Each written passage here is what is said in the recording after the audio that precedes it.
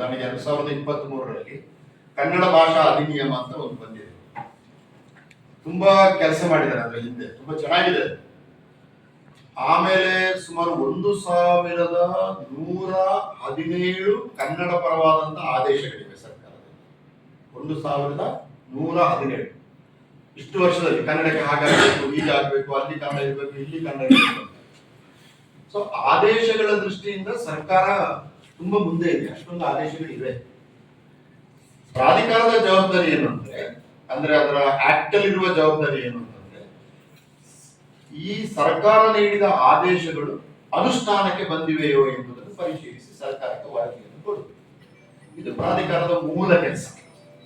ಸರ್ಕಾರದ ಆದೇಶಗಳು ಅನುಷ್ಠಾನಕ್ಕೆ ಬಂದಿವೆ. ಉದಾಹರಣೆಗೆ ಬಹಳ ಹಿಂದೆನೆ ಬಂತು, ಈಗ ಮೊನ್ನೆ ನಮ್ಮ ಕಾರ್ಯದರ್ಶಿಗಳಾದ ಶಾಲಿನಿ ರಜನೀಶ್ ಅವರದನ್ನ ಪುನಃ ಒಂದು ಆದೇಶವಾಗಿ ಕನ್ವರ್ಟ್ ಮಾಡಿ ಹೊರಟು. ಕರ್ನಾಟಕದ ಎಲ್ಲಾ ಸರ್ಕಾರಿ ಮತ್ತು ಸರ್ಕಾರೇತರ ವಲಯಗಳಲ್ಲಿ ನಾಮಫಲಕಗಳಲ್ಲಿ ಮೇಲ್ಭಾಗ 60% ಕನ್ನಡ ಇರಬೇಕು. ಕೆಳಗಿನ 40%ದಲ್ಲಿ ನೀವು ನಿಮ್ಮ ಯಾವುದೇ ಭಾಷೆಯನ್ನು, ನಾವು ದ್ವಿಭಾಷಾ ಸೂತ್ರ ತ್ರಿಭಾಷಾ ಸೂತ್ರವನ್ನು ಅಂಗೀಕರಿಸಿಕೊಂಡ್ರೆ ನೀವು 3 ಭಾಷೆ ಮಾತಾಡಿ. ನೀವೊಬ್ರು ಮೇಲೆ ಕನ್ನಡ ಹಾಕಿದ್ರೆ ಕೆಳಗೆ ನೀವು ಮಲಯಾಳಿ ಒಂದು ಹೋಟೆಲ್ ನಡೆಸ್ತಾ ಇದ್ರೆ ಮಲಯಾಳದಲ್ಲಿ ಹಾಕೊಳ್ಳಿ, ಆಮೇಲೆ ಇಂಗ್ಲಿಷ್ ಅಲ್ಲಿ ಬೇಕಾದ್ರೆ ಇಂಗ್ಲಿಷ್ ಅಲ್ಲಿ ಹಾಕೊಳ್ಳಿ, ಮರಾಠಿ ನಡೆಸೋದು ಮರಾಠಿ. ಹಾಗೆ ಕೆಳಗಿನ ಜಾಗ ಏನಿದೆ 40%, ಅದರಲ್ಲಿ ಯಾವ ಭಾಷೆ ಏನಾದ್ರೂ ಹಾಕೊಳ್ಬಹುದು, ಎಷ್ಟು ಭಾಷೆ ಏನಾದ್ರೂ ಹಾಕೊಳ್ಬಹುದು. ನನ್ನ ಪ್ರಕಾರ ಇದೊಂದು ಒಳ್ಳೆ ತೀರ್ಮಾನ. ಕನ್ನಡದ ನಾಮಫಲಕಗಳು ಕರ್ನಾಟಕದಲ್ಲಿ ಇಲ್ಲದೆ ಬೇರೆ ಇದೆ, ತಮಿಳುನಾಡಲ್ಲಿ ಇರಲ್ಲ, ತೆಲುಗಿನಲ್ಲಿ ಇರಲ್ಲ, ಗುಜರಾತ್ ಅಲ್ಲಿ ಇರಲಿಕ್ಕೆ ಸಾಧ್ಯ ಇಲ್ಲ. ಸೊ ಇದು ಅನುಷ್ಠಾನ ಆಗಿದೆಯಾ ಅಂತ ನೋಡುದು. ನಾನು ಚಾರ್ಜ್ ತಗೊಂಡ ಮೇಲೆ ಬೀದರ್, ಗುಲ್ಬರ್ಗ ಮತ್ತು ರಾಯಚೂರು 3 ಕಡೆ ಈ ನಾಮಫಲಕಗಳ ಅನುಷ್ಠಾನ ಆಗಿದೆಯೋ ಅಂತ ನೋಡಿದೆ. ಇದನ್ನು ನಾನು ಪ್ರಥಮ ಪ್ರಯಾರಿಟಿಯಾಗಿ ಯಾಕೆ ತಗೊಂಡಿದ್ದು, ಸುಲಭ ನೋಡಿ, ಇದು ಕಣ್ಣಿಗೆ ಕಾಣ್ತದೆ. ನೀವು ಕಾರಲ್ಲಿ ಹೋದಾಗ ಬೋರ್ಡ್ ನೋಡಿದ್ರೆ ಸಾಕು ನಿಮಗೆ ಕನ್ನಡ ಇದೆಯೋ ಇಲ್ವೋ ಅಂತ ಗೊತ್ತಾಗ್ತದೆ. ಸೊ ಬೀದರ್ನಲ್ಲಿ ತುಂಬಾ ಚೆನ್ನಾಗಿ ಮಾಡಿದ್ದಾರೆ. ರಾಯಚೂರಿನಲ್ಲಿ ಒಂದು 60% ಆಗಿದೆ. ಕಡಿಮೆ ಇರುವುದು ಗುಲ್ಬರ್ಗದಲ್ಲಿ, ತುಂಬಾ ಕಡಿಮೆ. ಅದಕ್ಕೆ ನಾನು ಅಲ್ಲಿ ಕಮಿಷನರ್ಗಳನ್ನು ಕರೆದು ಕೇಳಿದೆ, ನಿಮಗೆ ಸರ್ಕಾರದ ಆದೇಶದ ಮೇಲೆ ನಿಮ್ಮ ವಿರೋಧ ಇದೆಯಾ? ಯಾಕಂದ್ರೆ ನನ್ನ ಒಂದು ನಂಬಿಕೆ ಏನಂದ್ರೆ ಆದೇಶಗಳ ಮೂಲಕ ಕನ್ನಡವನ್ನು ಬೆಳೆಸಕ್ಕಾಗಲ್ಲ. ಕನ್ನಡ ನಮ್ಮ ಭಾಷೆ, ಅದು ಬೆಳಿಬೇಕು ಎಂಬುದು ಒಂದು ಅಂತರ್ಯದ ಧ್ವನಿಯಾಗದ ಹೊರತು ಆದೇಶಗಳನ್ನ ಎಷ್ಟು ಮಾಡಿದ್ರು ಕೂಡ ಕನ್ನಡ ಅಷ್ಟು ಮಟ್ಟಿಗೆ ಬೆಳೀಲಿಕ್ಕೆ ಸಾಧ್ಯ ಇಲ್ಲ. ನಾನು ಅವರಿಗೆ ಕೇಳಿದೆ, ನೀವು ಸರಿ ಈಗ ಆಗಿಲ್ಲ, ಇಲ್ಲ 40% ಕೂಡ ಆಗಿಲ್ಲ, ನಿಮಗೆ ಸಮಸ್ಯೆ ಇದೆಯಾ? ಆದೇಶದಲ್ಲಿ ಸಮಸ್ಯೆ ಇದೆಯಾ? 40-60% ಕನ್ನಡವನ್ನು ತರುವುದರಿಂದ ಸಮಸ್ಯೆ ಇದೆಯಾ ಹೇಳಿ, ನೀವು ಕನ್ನಡಿಗರಾಗಿ ಹೇಳಿ. ಇಲ್ಲಿ ಬೇರೆ ಭಾಷೆಯವರೇ ಜಾಸ್ತಿ ಇದ್ದಾರೆ, ಕನ್ನಡದವರ ಸಂಖ್ಯೆ ಕಡಿಮೆ ಇದೆಯಾ?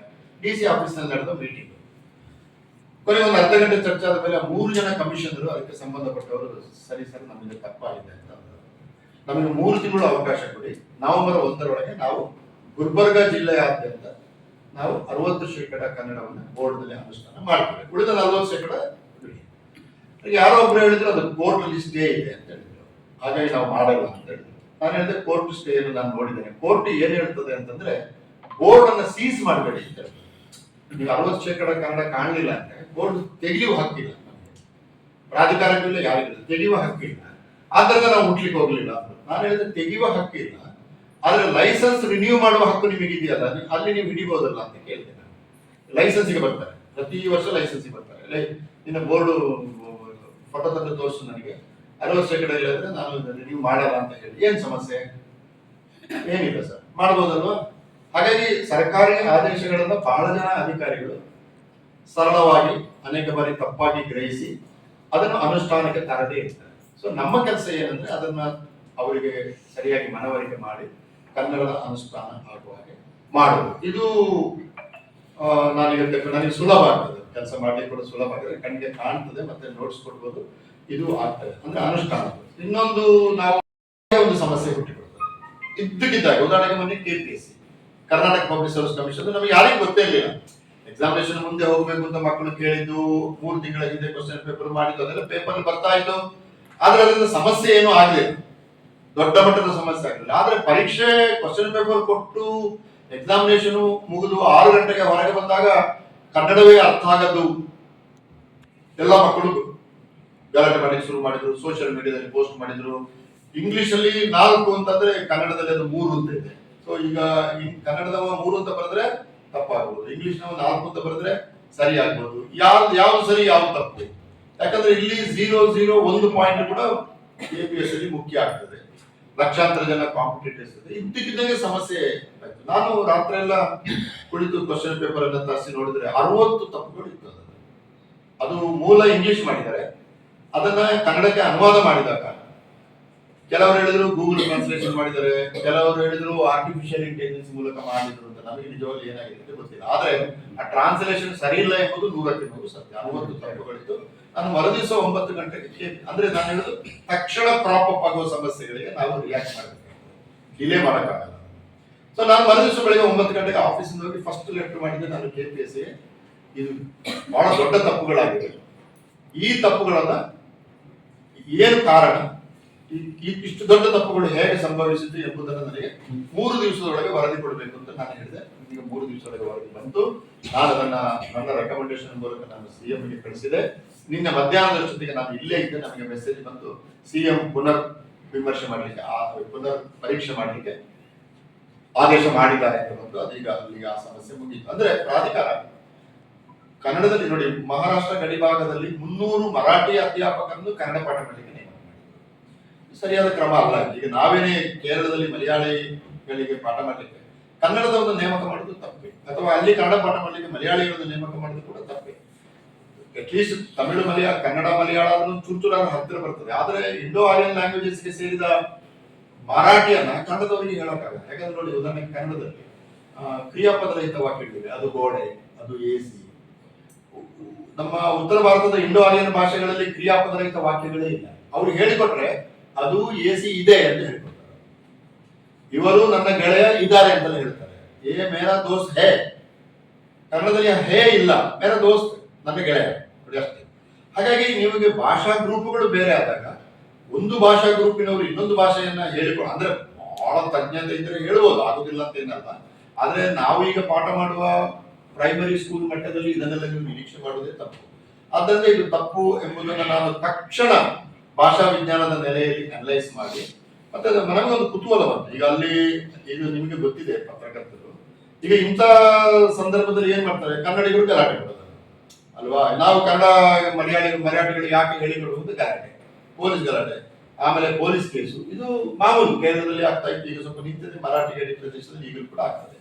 ನನಗೆ ಒಂದು ಅನಿಸಿತು, ಈ ತರದ ಸಮಸ್ಯೆಗಳು ಬಂದಾಗ ಸಂವಿಧಾನ ಏನು ಹೇಳ್ತದೆ ಅಂತ. ಯಾಕಂದ್ರೆ ಇದು 2 ರಾಜ್ಯಗಳ ನಡುವಿನ ಸಮಸ್ಯೆ. ನಮ್ದು ಒಕ್ಕೂಟ ವ್ಯವಸ್ಥೆ, ಫೆಡರಲ್ ಸಿಸ್ಟಮ್. ಫೆಡರಲ್ ಸಿಸ್ಟಮ್ ಅಲ್ಲಿ ಒಂದು ರಾಜ್ಯದ ಸಮಸ್ಯೆ ಇನ್ನೊಂದು ರಾಜ್ಯದ ಸಮಸ್ಯೆ ಅಂತ ತಾಕಲಾಟದಾದಾಗ ಏನು ಸಂವಿಧಾನ ಹೇಳ್ತದೆ ಅಂತ ಹುಡುಕಿದ್ರೆ, ಸಂವಿಧಾನ ಎಷ್ಟು ಚೆನ್ನಾಗಿ ಹೇಳ್ತದೆ ಅಂತಂದ್ರೆ, ಆರ್ಟಿಕಲ್ 350B ನೋಡಿ, 350B ಅದು ಏನ್ ಹೇಳ್ತದೆ ಅಂದ್ರೆ, ಗಡಿ ಪ್ರದೇಶದಲ್ಲಿ ಭಾಷಾ ಸಮಸ್ಯೆಗಳು ಉಂಟಾದಾಗ ಮಾನ್ಯ ರಾಷ್ಟ್ರಪತಿಗಳು ಭಾಷಾ ತಜ್ಞನೊಬ್ಬನನ್ನು ಅಲ್ಲಿಗೆ ಕಳಿಸಿ ತಕ್ಷಣ ವರದಿಯನ್ನು ತರಿಸಿಕೊಂಡು ಆ ವರದಿಯನ್ನು ಸಂಬಂಧಿತ ರಾಜ್ಯಗಳಿಗೆ, ಮರಾಠ ಕನ್ನಡದ ಸಂದರ್ಭದಲ್ಲಿ ಆದ್ರೆ ಕರ್ನಾಟಕ ರಾಜ್ಯ ಸರ್ಕಾರಕ್ಕೆ ಕೊಡಬೇಕು, ಮರಾಠಿ ರಾಜ್ಯ ಸರ್ಕಾರಕ್ಕೆ ಕೊಡಬೇಕು, ಲೋಕಸಭೆಗೆ ಕೊಡಬೇಕು, ರಾಜ್ಯಸಭೆಗೆ ಕೊಡಬೇಕು, ಪ್ರತಿ ರಾಷ್ಟ್ರಪತಿಗಳಿಗೂ ಹೋಗಬೇಕು. ಅಂದ್ರೆ ಗಡಿ ಪ್ರದೇಶದಲ್ಲಿ ಉಂಟಾಗುವ ಭಾಷಾ ಸಮಸ್ಯೆಗಳು ಒಂದು ರಾಷ್ಟ್ರೀಯ ಸಮಸ್ಯೆ ಆಗ್ತದೆ. ಅದು ಬರೀ 2 ರಾಜ್ಯಗಳ ಸಮಸ್ಯೆ ಅಲ್ಲ ಎಂಬುದನ್ನ ಸಂವಿಧಾನ ತುಂಬಾ ಚೆನ್ನಾಗಿ ಹೇಳ್ತದೆ. ಆದ್ರೆ ಇಷ್ಟರವರೆಗೆ ಕೇರಳದಲ್ಲಿ ಒಂದು ಬಿಟ್ರೆ, ಗಡಿ ಪ್ರದೇಶದಲ್ಲಿ ಗಲಾಟೆ ಆದಾಗ ಮರಾಠಿಗಳು ಕನ್ನಡಿಗರೇ ಜಗಳಾಡುವುದು ಬಿಟ್ರೆ, ಅದಕ್ಕೆ ರಾಷ್ಟ್ರಪತಿ ಇಂಟರ್ವೆನ್ಷನ್ ಆಗಬೇಕು ಎಂಬ ಸಂವಿಧಾನಿಕವಾದಂತ ಒಂದು ಮಾತಿದೆ. ನಾನು ಓದಿದೆ, ಸಂವಿಧಾನ ನೋಡಿದೆ, ಮಾನ್ಯ CM ಹೇಳಿದೆ, ಸರ್ ನಾವು ಜಗಳಾಡುವುದಲ್ಲ, ಮರಾಠಿಯವರು ಸಹಜವಾಗಿ ಮರಾಠಿ ಭಾಷೆಯನ್ನು ಬೆಳೆಸಲಿಕ್ಕೆ ಕೆಲಸ ಮಾಡ್ತಾರೆ, ನಾವು ಕನ್ನಡ ಭಾಷೆಯನ್ನು ಬೆಳೆಸಲಿಕ್ಕೆ ತಪ್ಪೇನಿದೆ ಅದರಲ್ಲಿ. ಆದ್ರೆ ಮರಾಠಿ ಕಲಿತವರು ಕನ್ನಡ ಹೇಳಿಕೊಡುವುದು ತಪ್ಪಾಗ್ತದೆ, ಕನ್ನಡ ಗೊತ್ತಿರುವವರು ಮರಾಠಿ ಹೇಳಿಕೊಡುವುದು ತಪ್ಪಾಗ್ತದೆ. ಆದ್ರೆ ಸಮಸ್ಯೆ ಉದ್ಭವಿಸಿದೆ. ಆದ್ದರಿಂದ ತಾವು ರಾಷ್ಟ್ರಪತಿಗಳಿಗೆ ಒಂದು ಪತ್ರ ಬರೆದು ತಕ್ಷಣ ಒಬ್ಬ ಭಾಷಾ ತಜ್ಞನನ್ನು ಅಲ್ಲಿ ಕಳಿಸಿ ವರದಿ ತರಿಸಿಕೊಳ್ಳಿ, ಆ ವರದಿ ಏನ್ ಹೇಳ್ತದೆ ನೋಡೋಣ ಅಂತ ಹೇಳಿದ್ರೆ. ಅದು ಯಾಕಂದ್ರೆ ಅದು 2 ರಾಜ್ಯಗಳಿಗೆ ಹೋಗ್ತಾರೆ, ಲೋಕಸಭೆಗೆ ಹೋಗ್ತಾರೆ, ರಾಜ್ಯಸಭೆಗೆ ಹೋಗ್ತಾರೆ, ಏನು ಹೆಚ್ಚು ಕಮ್ಮಿ ಇದ್ರೆ ರಾಷ್ಟ್ರ ಮಟ್ಟದಲ್ಲಿ ಚರ್ಚೆ ಆಗ್ತದೆ. ಸರಿ ಅಂತ ಹೇಳಿದ್ರು. ನಾವು ಅವರು ಪತ್ರವನ್ನ ಕಳಿಸಿದ್ರು, ಅದಕ್ಕೆ ಉತ್ತರ ಬಂದಿದೆ. ಅದು ಬೇರೆ ಶೇಪ್ ತಗೊಳ್ತದೆ. ಆಮೇಲೆ ಮರಾಠಿಯವರು ಅದನ್ನ ಹಿಂತಕೊಂಡ್ರು, ನಾವು ಮಾಡಿದ್ದು ತಪ್ಪು ಅಂತ ಹೇಳಿ ಕನ್ನಡ ಮಿನಿಸ್ಟ್ರಿಗಳನ್ನ ಅಪಾಯಿಂಟ್ ಮಾಡ್ತಾರೆ ಅಂತ ಹೇಳಿದ್ದಾರೆ. ಅದು ಆಯ್ತು. ಅಂದ್ರೆ ನಾನೇನು ಹೇಳಕ್ ಪ್ರಯತ್ನ ಪಡ್ತಿದ್ದೆ ಅಂದ್ರೆ, ಸಡನ್ ಆಗಿ ಕ್ರಾಪ್ ಅಪ್ ಆಗುವ ಸಮಸ್ಯೆಗಳನ್ನು ಪ್ರಾಧಿಕಾರ ಗಂಭೀರವಾಗಿ ಅಧ್ಯಯಿಸಿ ಸಂವಿಧಾನದ ಚೌಕಟ್ಟಿನಲ್ಲಿ ಅದಕ್ಕೆ ಪರಿಹಾರ ಇದ್ರೆ, ಕಾನೂನಿನ ಚೌಕಟ್ಟಿನಲ್ಲಿ ಅದಕ್ಕೆ ಪರಿಹಾರ ಇದ್ರೆ, ಸಂಬಂಧಪಟ್ಟವರನ್ನ ಸಂಪರ್ಕಿಸಿ ಒಂದು ವರದಿ ಇದಕ್ಕೆ ಹೆಚ್ಚು ಸಮಯ ಇರುವುದಿಲ್ಲ. ಇನ್ನು ರಾತ್ರಿ 9 ಗಂಟೆಗೆ ಅದು ಸ್ಫೋಟ ಆದ್ರೆ ನಾವು ಮರುದಿವಸ 10 ಗಂಟೆಗೆ ರಿಪೋರ್ಟ್ ತಯಾರು ಮಾಡ್ಬೇಕಾಗ್ತಂದ್ರೆ ಇಡೀ ರಾತ್ರಿ ಕೆಲಸ ಮಾಡ್ಬೇಕು. ಮಾಡಿ ಅಂದ್ರೆ ಸರ್ಕಾರಕ್ಕೆ ಸರಿಯಾದ ರೀತಿಯ ಒಂದು ವರದಿಯನ್ನು ನಾವು ಕೊಡಬೇಕು. ಅದಕ್ಕೆ ಆಧಾರಗಳು ಏನಿದೆ ಇದನ್ನೆಲ್ಲ ಮಾಡಬೇಕು. ಇದರಿಂದಾಗಿ ಕಳೆದ 3 ತಿಂಗಳಲ್ಲಿ ಪ್ರಾಧಿಕಾರದ ಬಗೆಗೆ ಸರ್ಕಾರದ ವಿಶ್ವಾಸ ಹೆಚ್ಚಿದೆ.